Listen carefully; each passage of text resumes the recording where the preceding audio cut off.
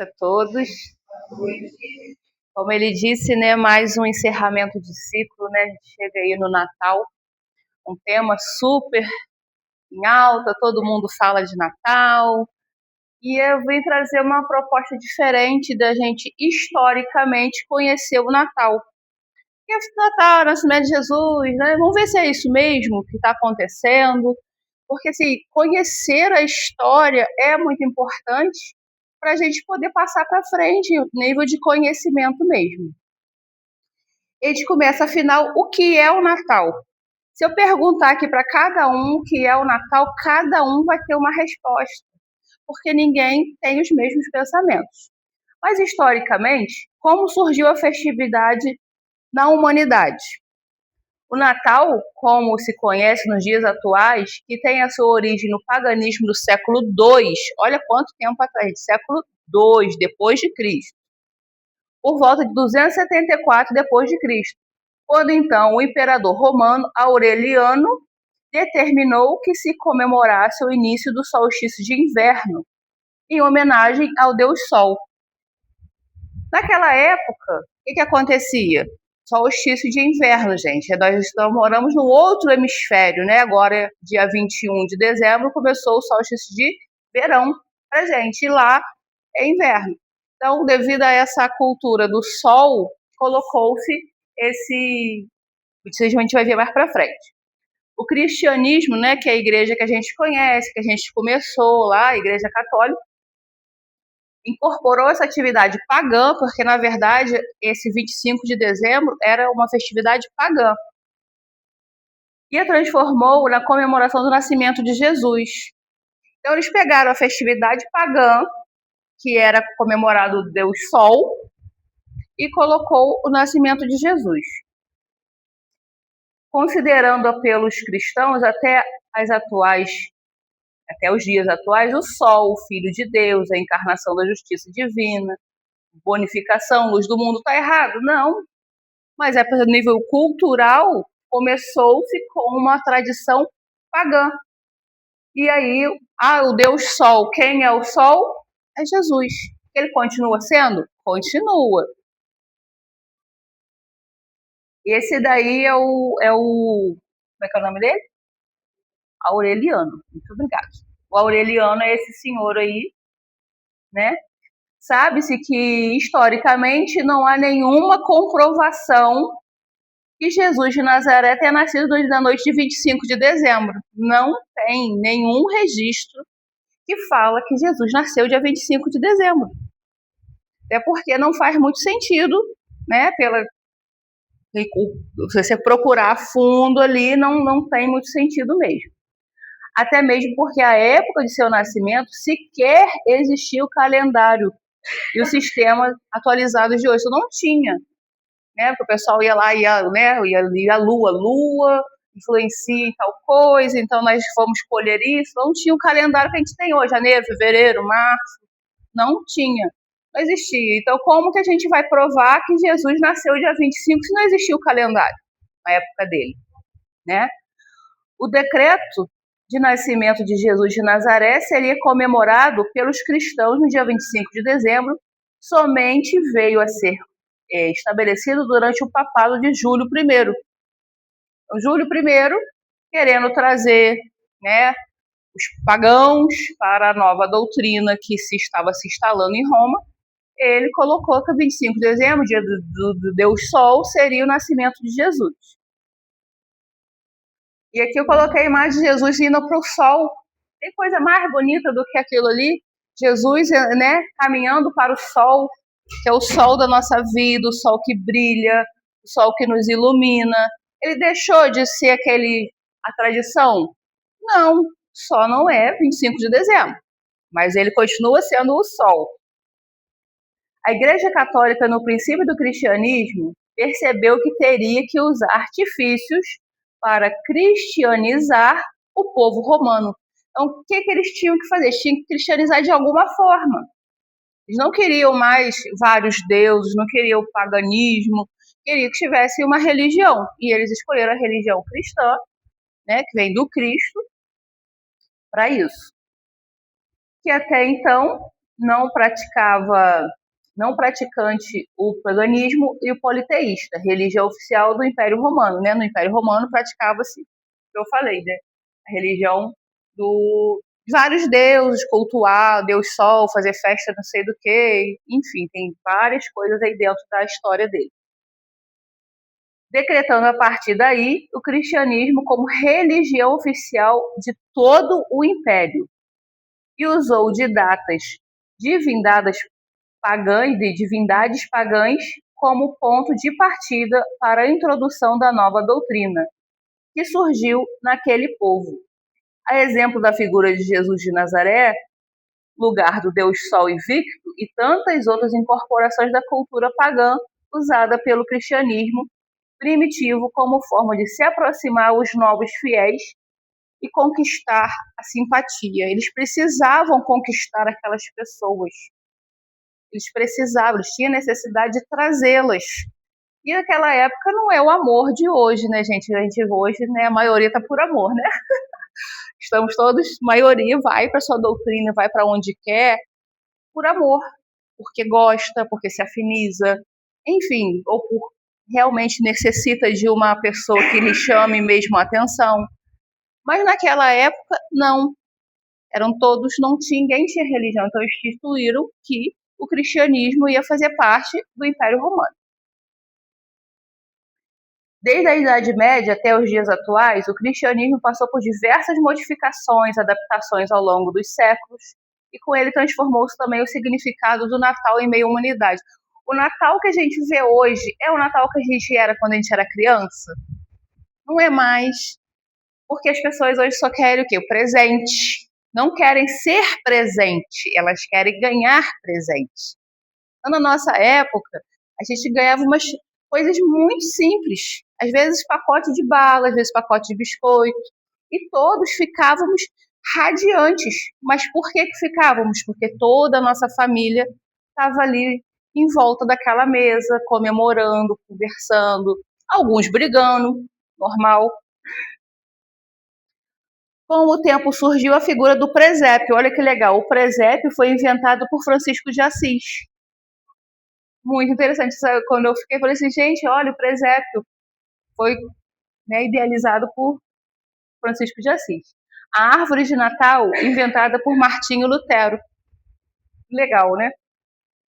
Papai Noel, ou São Nicolau, bispo do século IV, que viveu em Mira, onde atualmente é a Turquia, o que seus aniversários dava presente para as crianças locais.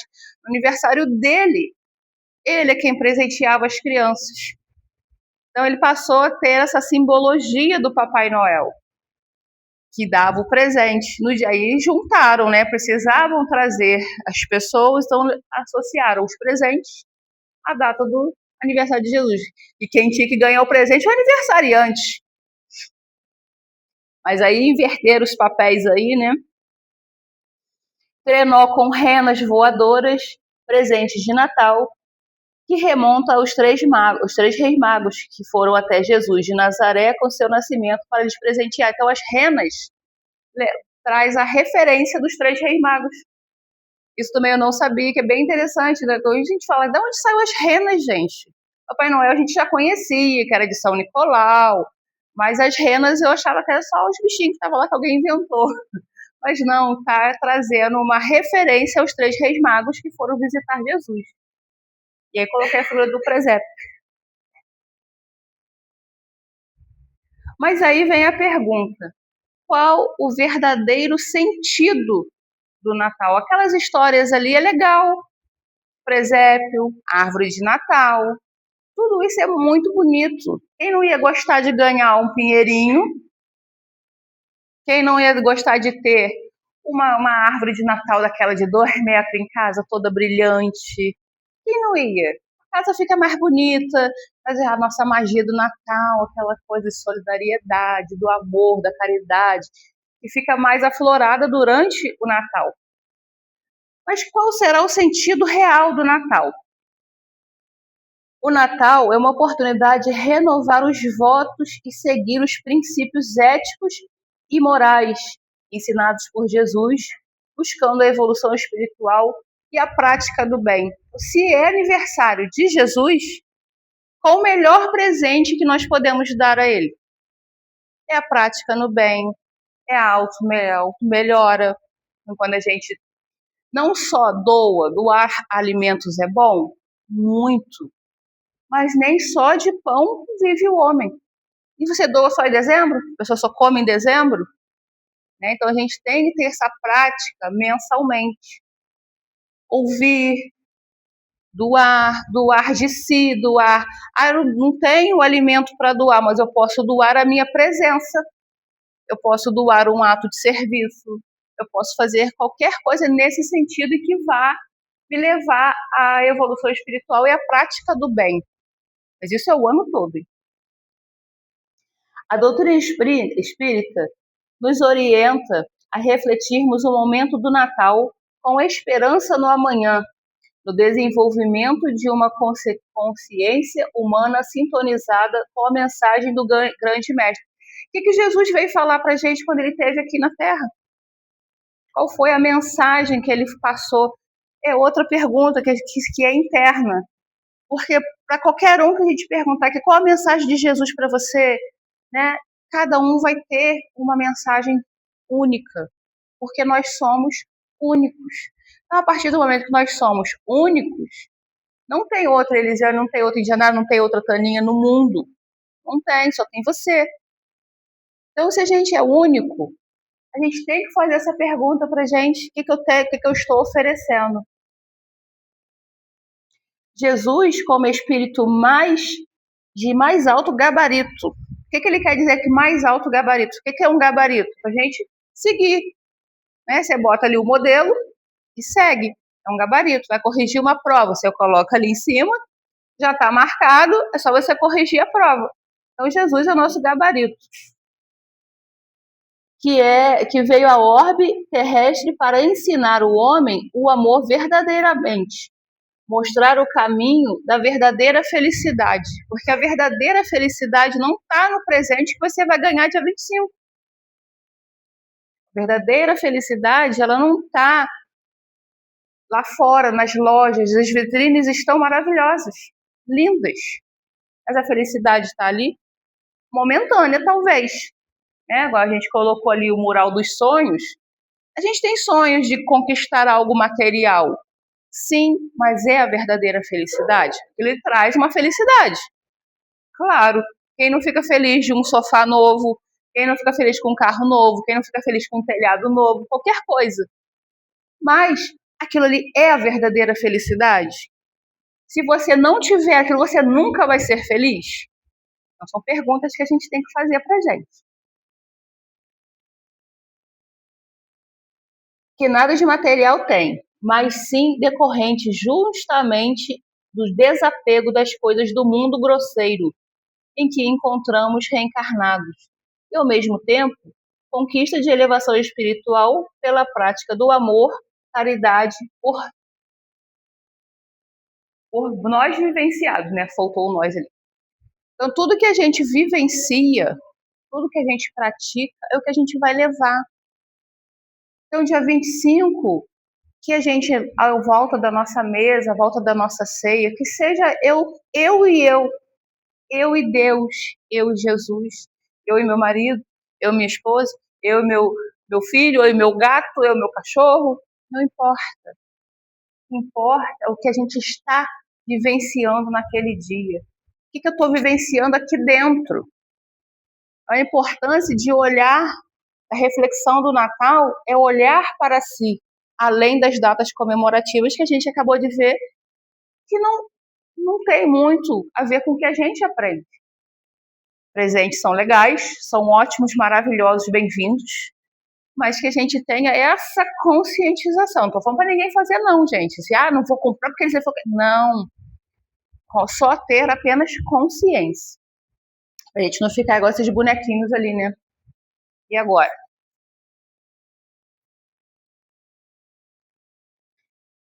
Vamos refletir sobre as nossas ações. É fundamental para evoluirmos como ser humano. A gente tem que pensar no que a gente faz. não é só pensar no que eu fiz, no que a gente vai fazer também. O que eu fiz, eu posso voltar atrás e consertar? Não posso voltar lá e desquebrar uma coisa que eu quebrei. Não existe. Mas eu posso consertá-la. Então, as nossas ações são fundamentais para evoluirmos como ser humano. E o Natal é uma época propícia para a reflexão. Devemos pensar em ser mais amorosos, mais solidários, mais caridosos com as pessoas ao nosso redor. E aí, quando a gente fala ao nosso redor, a gente acha que aquele mundo de gente sair na rua dando Feliz Natal para todo mundo. Mas quando ele diz ali, as pessoas ao nosso redor, é a nossa própria família. Porque às vezes a gente não olha para a nossa. A gente gosta de olhar para a família do outro. A grama do outro é mais verde, a família do outro é maior, a família do outro é mais feliz. Não, gente, vamos olhar para a nossa. Olhar para a nossa família. Devemos pensar em ser mais amorosos, solidários, caridosos com as pessoas ao nosso redor, nosso reduto, né? Não que a gente não possa sair dando Feliz Natal para todos. Claro, podemos, devemos, mas primeiro a nós e aos nossos. Não importa se diga que cultive bondade somente hoje, quando é Natal. Não tenhamos isso, só porque é Natal, eu vou fazer a caridade. Só porque é Natal, eu vou ficar mais feliz. É a magia do Natal. Todo mundo fala da magia do Natal. Ela existe? Tem um bichinho. Ela existe, a magia do Natal? Existe. As pessoas estão mais amorosas, mais caridosas. A gente aproveite esse momento, vamos botar de uma fragilidade. Achou? Obrigada. E a gente encontra esse momento de fragilidade para a gente tratar esse entorno com boas vibrações.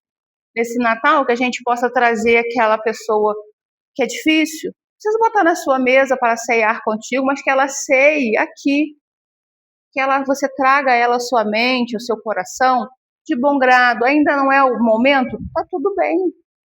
Mas se você se sente preparado, traga ela em pensamento, para que ela possa receber também essa magia do Natal, essa magia de amor que a gente também é tocado. Comecemos a viver com Jesus, ainda que seja por algumas horas.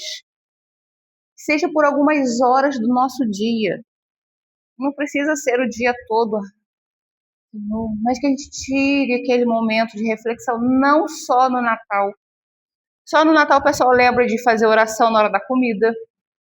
Só no Natal, cara. Não, tá lá, não, vamos orar primeiro. Mas durante a semana você faz. Que seja, Senhor, gratidão por esse alimento que está me servindo. Não precisa ser muito uma oração elaborada, aquela coisa cheia de rebuscada, cheia de palavras bonitas, que você nem sabe o que você está falando. Mas no Natal, junta todo mundo, dá a mão e faz aquela linda oração. Que isso possa ser colocado na nossa vida durante todo o ano.